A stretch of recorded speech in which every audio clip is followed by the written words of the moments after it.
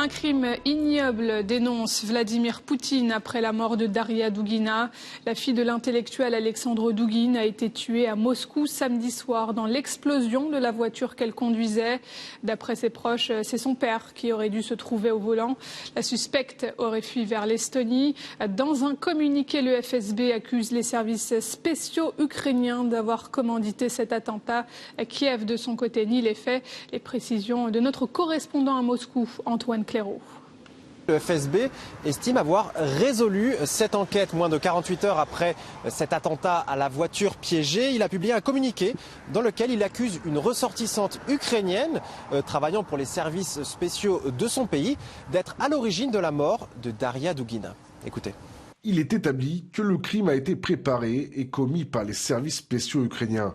L'exécuteur est une citoyenne ukrainienne, Natalia Pavlovna Vovk, née en 1979, qui est arrivée en Russie le 23 juillet 2022, avec sa fille Sofia Mikhailovna Shaban, née en 2010, afin d'organiser le meurtre de Daria Dugina et d'obtenir des informations sur son mode de vie. Ils ont loué un appartement à Moscou, dans l'immeuble où habitait la victime. Daria Dugina était journaliste, mais aussi politologue, comme son père, partisane de l'eurasisme, une doctrine selon laquelle la Russie a pour vocation de dominer l'ensemble de l'espace euro-asiatique. Londres et Washington l'avaient placée au mois de mars sous sanction, affirmant qu'elle était une source de désinformation concernant l'Ukraine et qu'elle soutenait et encourageait des politiques ou des actions visant à déstabiliser la situation en Ukraine. Alors dans un premier temps, la famille mais aussi les autorités pensaient que c'était son père qui était visé par cet attentat.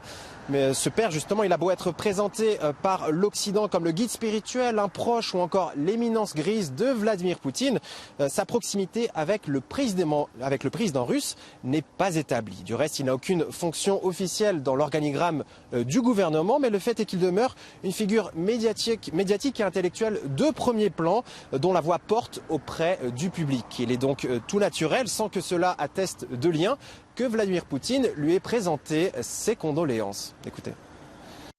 Un crime ignoble et cruel a mis fin à la vie de Daria Dugina, personne brillante et talentueuse avec un vrai cœur russe, gentille, aimante, sympathique et ouverte, journaliste, savante, philosophe, correspondante de guerre.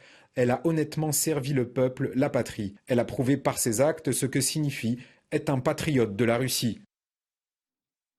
D'après les conclusions du FSB, la jeune femme a donc été la cible d'une opération menée par les services spéciaux ukrainiens. Ce serait donc la première fois que le conflit entre la Russie et l'Ukraine fait une victime, et ce à seulement quelques kilomètres seulement de la capitale russe.